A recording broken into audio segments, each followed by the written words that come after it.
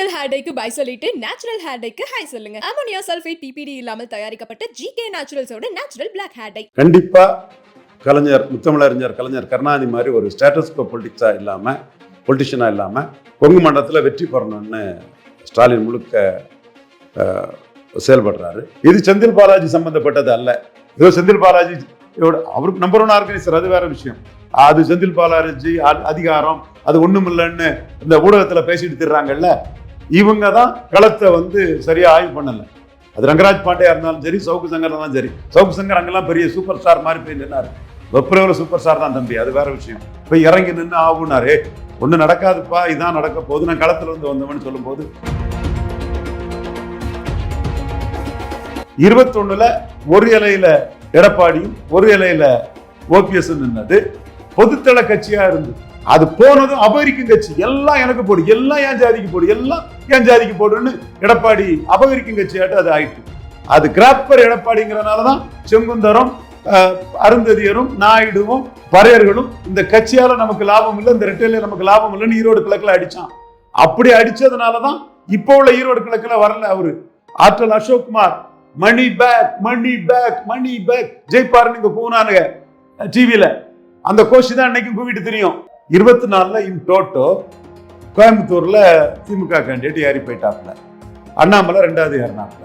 அண்ணாமலைக்கு விழுந்த ஓட்டு எடப்பாடிக்கும் எதிரான ஓட்டு தான். அந்த ஓட்டு விஜயகாந்த் இல்லாம எடுத்த ஓட்டு, இவரு வைகோ இல்லாம இருந்த ஓட்டு, ஈஸ்வரண்ணன் இல்லாம இருந்த ஓட்டு. ஈஸ்வரண்ணனுக்கும் கோயம்புத்தூர்ல நல்ல ஓட்டு உண்டு, ஈஸ்வரண்ணன் நிரூபிச்சிருக்கிறார். அண்ணாமலை மேலோட பொறாமையிலையும் பொச்சரிப்பிலையும் 2014ஐயும் 24ஐயும் கம்பேர் பண்ணி அபத்தமா பொறாமையிலையும் காழ்ப்புணர்ச்சியிலையும் எடப்பாடி பழனிசாமி 24 முடிஞ்சதும் அறிக்கை விட்டாரு. பாருங்க அறிக்கையை, எவ்வளவு வன்மம் காழ்ப்புணர்ச்சி அண்ணாமலைக்கு மேல அவருக்கு இருக்குது.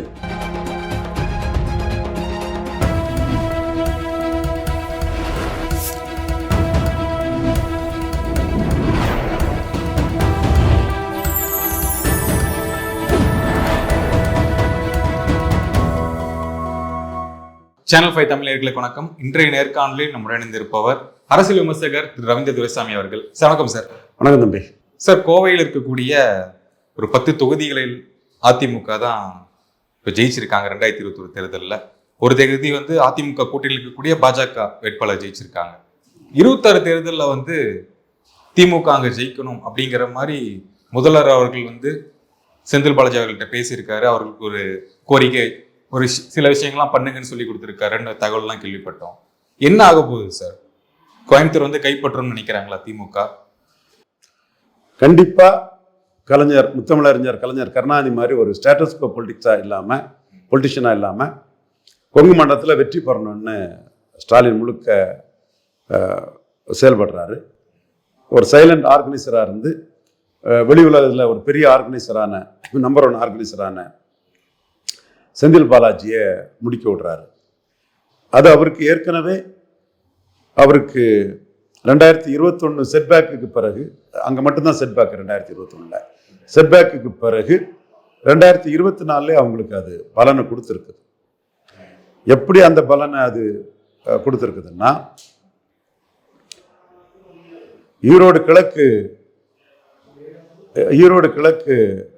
இடைத்தேர்தல், ஈரோடு கிழக்கு இடைத்தேர்தலில் செந்தில் பாலாஜியோட அந்த ஆர்கனைசிங் கெப்பாசிட்டி பரவலாக பேசப்பட்டது. பட்டி கலாச்சாரம்னு கூட விமர்சனங்களும் கடுமையாக வைக்கப்பட்டது. அது அப்படி நம்ம அதை பார்த்துட்டு போயிட முடியாது. அதை இதுல செந்தில் பாலாஜி இதையும் தாண்டி பறையர் சமூக பூத்துகளில் ரெட்டலைக்கு ஓட்டு இல்லை, அருந்ததியர் சமூக பூத்துகளில் ரெட்டலைக்கு ஓட்டு இல்லை, செங்குந்தர் சமூக பூத்துல ரெட்டலைக்கு ஓட்டு இல்லை, நாயுடு சமூக பூத்துகள்ல ரெட்டலைக்கு ஓட்டு இல்லை. ஓட்டு இல்லைன்னா ரொம்ப குறைவு. வெள்ளாள கவுண்டர் பூத்துல இருந்த ஓட்டு, புறமொழியாளர்கள் நார்த் இந்தியன்ஸ் பூத்துல இருந்த ஓட்டு இல்லை. புறமொழியாளர்கள்னா இங்க உள்ள நாயுடு, அருந்ததியர் அந்த சமூக சகோதரர்கள் பூத்திலேயும் இல்லை. இது செந்தில் பாலாஜி சம்பந்தப்பட்டது அல்ல. ஏதோ செந்தில் பாலாஜி அவருக்கு நம்பர் 1 ஆர்கனைசர், அது வேற விஷயம். அது செந்தில் பாலாஜி அதிகாரம் அது ஒண்ணும் இல்லைன்னு இந்த ஊடகத்துல பேசிட்டு திர்றாங்கல்ல, இவங்க தான் களத்தை சரியா ஆய்வு பண்ணல. அது ரங்கராஜ் பாண்டியா இருந்தாலும் சரி, சவுக்கு சங்கர் தான் சரி. சவுக்கு சங்கர் அங்கெல்லாம் பெரிய சூப்பர் ஸ்டார் மாதிரி போய் நின்னாரு. வெப்ரவரி சூப்பர் ஸ்டார் தான் தம்பி, அது வேற விஷயம். போய் இறங்கி நின்று ஆகுனாரு, ஒண்ணு நடக்காதுப்பா, இதான் நடக்க போகுது, நான் களத்துல வந்தவன்னு சொல்லும் போது அதுல ஏமாந்தாரு. அந்த அரசியல் ஏன் உருவாச்சுன்னு சொன்னா இதுதான் ஓபிஎஸ்க்கு மெரிட், ஓபிஎஸ்க்கு அந்த ஒரு கேட்டலிஸ்டா ஓபிஎஸ் உதவி பண்ணது. 21ல ஒரு இலையில எடப்பாடியும் ஒரு இலையில ஓபிஎஸ் நின்னது பொதுத்தள கட்சியா இருந்தது. அது போனதும் அபகரிக்கும் கட்சி, எல்லாம் எனக்கு போடு, எல்லாம் என் ஜாதிக்கு போடு, எல்லாம் என் ஜாதிக்கு போடுன்னு எடப்பாடி அபகரிக்கும் கட்சியாட்டு அது ஆயிட்டு. அது கிராப்பர் எடப்பாடிங்கிறனாலதான் செங்குந்தரும் அருந்ததியரும் நாயுடுவும் பறையர்களும் இந்த கட்சியால நமக்கு லாபம் இல்லை, இந்த ரெட்டையில நமக்கு லாபம் இல்லைன்னு ஈரோடு கிழக்குல அடிச்சான். அப்படி அடிச்சதுனாலதான் இப்போ உள்ள ஈரோடு கிழக்குல வரல அவரு. இப்போ உள்ள ஈரோடு கிழக்குல நின்னாலும் ஆற்றல் அசோக்குமார், நீ கோயம்புத்தூர் தான் கேட்டீங்க, நான் அந்த பெல்ட்டை வச்சுதான் சொல்றேன், இந்த ஆதாரத்தை வச்சு சொல்றேன்.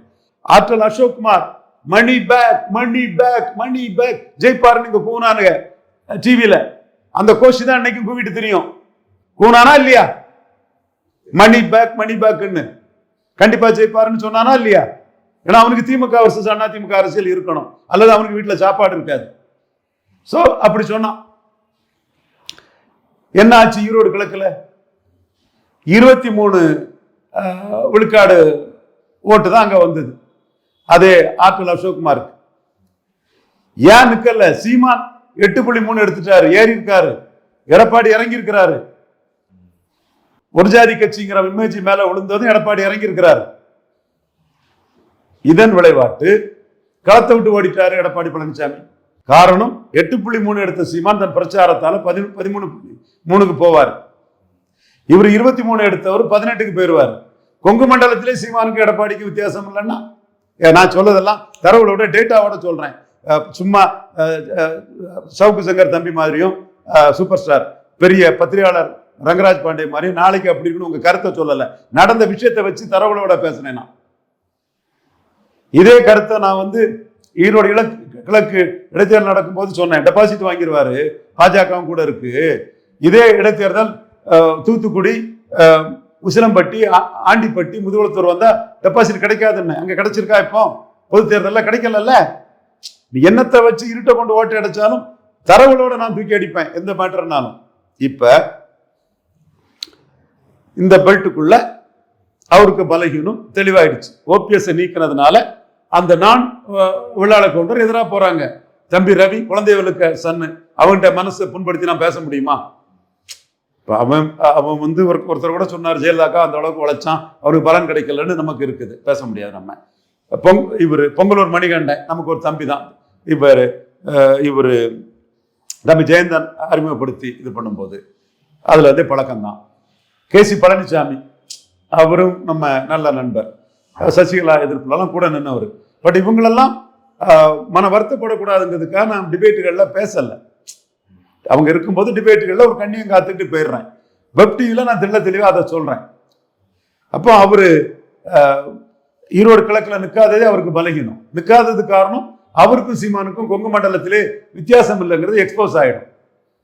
ஸோ இப்ப 24ல இன் டோட்டோ கோயம்புத்தூர்ல திமுக கேண்டிடேட் ஏறி போயிட்டாப்ல, அண்ணாமலை 2வது ஏறினாப்ல.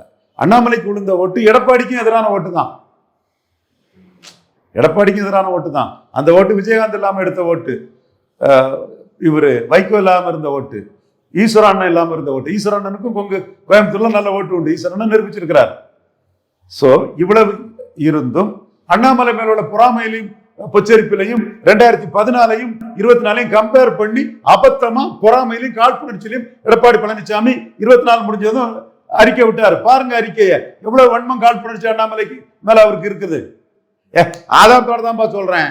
அறிக்கை எடு, எவன் வேணாலும் உட்காரு, அந்த வன்மத்தையும் காழ்ப்புணர்ச்சி நான் பேசி நிரூபிக்கிறேன். ஒரு சில இந்த கிறிஸ்டின் முஸ்லீம் ஆதரவாளர்கள், திராவிட ஆதரவாளர்கள், தமிழ் தேசியர்களும் அதுல முட்டு கொடுப்பான். மதிப்புக்குரிய பாண்டிய தஞ்சாவூர் என் சகோதரர் ரொம்ப கௌரவமா பேசக்கூடியவர், அவரே பேசினார். காரணம் அதுல பிஜேபிக்கு ஒரு இம்பார்ட்டன்ஸ் வந்துடக்கூடாதுன்னு. செந்தில்வேல் இன்னொரு தம்பி பிரமாதமா கலக்கிறான், விவாதங்களை கலக்கிறான். அவனும் இந்த இடத்துக்குள்ள சொன்னான், நான் யாருனாலும் அமைதியா இருந்து பேசுவோம், நான் அதை நிரூபிக்க தயாரா இருக்கிறேன். அப்போ வன்மத்திலையும் காழ்ப்புணர்ச்சியிலையும் முழு பூசணிக்காய சோத்துல மறைச்சு அண்ணாமலை மேல பொறாமையில எடப்பாடி பழனிசாமி அறிக்கை கொடுத்தாரு. உண்மை நிலமா அங்க விழுந்த என்டிஏ விழுந்த ஓட்டு எடப்பாடிக்கு விழுன்னு கேரண்டி கிடையாது. ஆல்ரெடி 2021 5 விழுக்காடு கொங்கு பெல்ட்ல செந்தில் பாலாஜியோட அந்த உள்ளாட்சி தேர்தல் ஆர்கனைசிங் கெப்பாசிட்டி இதெல்லாம் வந்திருக்குது. இப்பவும் அவரை நம்பி அந்த ஆர்கனைசேஷன் பொறுப்பை விடுறாரு. அவரு ஒரு திறமையான ஒரு ஆர்கனைசருங்கிறது நம்ம எல்லாருக்குமே தெரிஞ்ச ஒரு விஷயம்தான். அதையும் தாண்டி எடப்பாடிக்கு ஓபிஎஸ் நீக்கினால எடப்பாடிக்குள்ள மைனஸ் தான் டாமினேட் ஆகுது.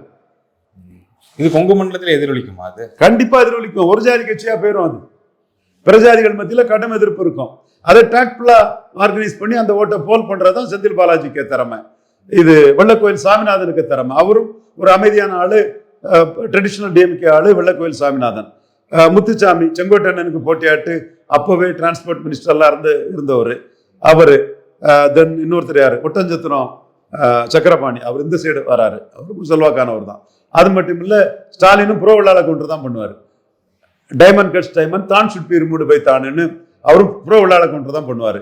விழால கவுண்டர்கள் மத்தியில, வன்னியர்கள் மத்தியில ஒரு செக்ஷன்ல ஆன்டி ஸ்டாலின் இருக்கிற மாதிரி விழால கவுண்டர்கள் மத்தியில ஆன்டி ஸ்டாலின் இல்லை.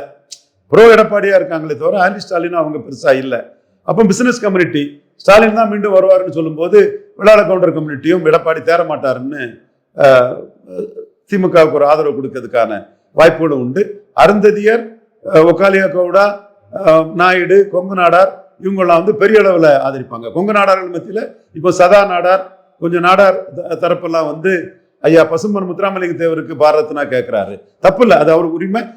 ஐயா வள்ளலார் மாதிரி தூக்கினார். ஆனால் இந்துக்களின் தந்தை தாளிங்க நாடாருக்கு இவர் ஏன் கேட்கலங்கிறத கொங்கு மண்டலத்தில் உள்ள இந்து நாடார்கள் மத்தியில் நாம ஒரு டீம் போட்டு எடப்பாடி உட்பட எல்லா இடத்துலையும் கிராம பகுதிகளில் அதை நாங்கள் பண்ணிட்டு இருக்கிறோம். ஸோ இவருடைய தாக்கம் பிற ஜாதிகளுக்கு எடப்பாடியால லாபம் இல்லைங்கிறது பெரிய அளவில் ரிஃப்ளெக்ட் ஆகும். ஸோ கொங்கு மண்டலம் தான் 21லையும் எடப்பாடிக்கு மிகப்பெரிய தோல்வியை கொடுத்துருக்கணும். அது ஒரு இலையில எடப்பாடி, ஒரு இலையில ஓபிஎஸ் இருக்கும்போது மைக்ரேட் ஆகி வந்த முக்குலத்தோர் வாக்கெல்லாம் அன்னைக்கு கிடைச்சி. அங்கே கோயம்புத்தூருங்கெல்லாம் அகமுடையார்கள் நிறைய இருக்காங்க. சேண்ட எம்எம் சின்னப்பா தேவர் அகமுடையார் கம்யூனிட்டி சேர்ந்தவர். அந்த கோவை ராமநாதபுரம், கோவையில் உள்ள ஒரு ராமநாதபுரம் நினைக்கிறேன், அந்த பகுதியை சேர்ந்த அகமுடையார்கள் நிறைய இருக்கிறாங்க. தர்மபுரியில் உள்ள அகமுடையார்களும் இவரோட ஜாதி அரசியலை என்கிட்ட பேசிக்கிட்டு தான் இருக்கிறாங்க. ஸோ இவங்க கணிசமான அளவு இருக்கிறாங்க. இப்போ கொங்கு நாடார்கள் இந்துக்களின் தந்தை தாண்டிங்க நாடாருக்கு ஒரு ஏன் பாரத்னா கேட்க இவரு கசக்குதா, அந்த ஒரு பாயிண்ட எடுத்து நாடார் கிராமங்களில் கொண்டு போறாங்க. இந்து முன்னணிக்கு ஒரு பெரிய தலைவராக இருந்தவர், இந்து எம்எல்ஏ கொண்டு வந்தவர், நாக்பூர் RSS இதுல சிறப்பு அழைப்பாளருக்கு அழைக்கப்பட்டு பால் தாக்கரே கூட தமிழர்கள் தேசபக்தர்கள், அவரை நீங்க எதிர்க்கக்கூடாதுன்னு சொல்லி பால் தாக்கரைய தமிழர் எதிர்ப்புல இருந்து மீட்டவர். இப்படி பல தன்மைகள் கொண்ட ஒருத்தரை மட்டும் இவருக்கு சொல்லதுக்கு ஏன் கசக்குது? சசிகலா தினகரன் OPS 10.5 இதற்காக பசுமன் முத்துராமலிங்க தேவர் ஐயாவுக்கு மட்டும் சொல்றாரு. இது ஜாதி அரசியல் இல்லைன்னு அவங்க கொங்கு நாடார்கள் எடப்பாடிக்கு எதிராக ஆரம்பிச்சிருக்கிறாங்க. இதுவும் பெருசா கொங்கு நாடார்கள் ஓட்டுக்களை அவருக்கு பெருசா பாதிக்கும். இது நான் தேவரையாவுக்கு கேட்கறத குறை சொல்லலை, பட் இதையும் கேட்கணுங்கிற கொங்கு நாடார்கள் கருத்தை நான் அங்க பதிவு பண்றேன். கோயம்புத்தூர் அதிமுக கோட்டை, கொங்கு நாடு அதிமுக கோட்டைன்னு சொல்லிக்கிட்டு இருக்காங்க. செந்தில் பாலாஜி அவர்கள் கொடுத்த அசைன்மெண்ட்டை சரியா முடிப்பாரா? ஏன்னா எஸ்பி வேலுமணி மாதிரி ஒரு மூத்த தலைவர்கள்லாம் அங்க இருக்காங்க. எஸ்பி வேலுமணி பெரிய ஆர்கனைசர் தான், திறமசாலி தான். சட்டியில இருந்தா தான் அகப்பையில வரும். எஸ்பி வேலுமணி கலைஞரோட எப்படி கோயம்புத்தூரை தட்டி தூக்குனாரு? ஒரு இலையில பன்னீர், ஒரு இலையில எடப்பாடி. அப்போ OPS இருந்தாதான் பொதுத்தள கட்சிங்கிற இமேஜ் வரும். இப்ப பொதுத்தள கட்சிங்கிற இமேஜ் வராது இல்ல. அவருக்கு அடி விழுகும்னு நினைக்கிறீங்களா? பொதுத்தள கட்சிங்கிற இமேஜ் எடப்பாடிக்கு வராத பட்சத்துல வேலுமணி என்ன செய்திட முடியும்? ரெட்டலைக்கு உள்ள அதிகாரமும் அதுவும் மற்ற ஜாதிக்கு எந்த லாபமும் இல்லைன்னா இருக்கும். நீங்க 10.5 தினகரன், OPS, பன்னீர்செல்வம் இவங்களெல்லாம் அப்பீஸ் பண்ணதுக்கு 4.5 வருஷம் ஆட்சியில் இருக்கும்போது பாரத்னா தேவரையாவுக்கு வாங்கி கொடுக்காத நீங்க இப்போ தேவரையாவுக்கு பாரத்னான்னு சொல்றீங்க. அது ஓகே, அவர் வள்ளலார் மாதிரி தூயவர், அதெல்லாம் ஓகே தான்.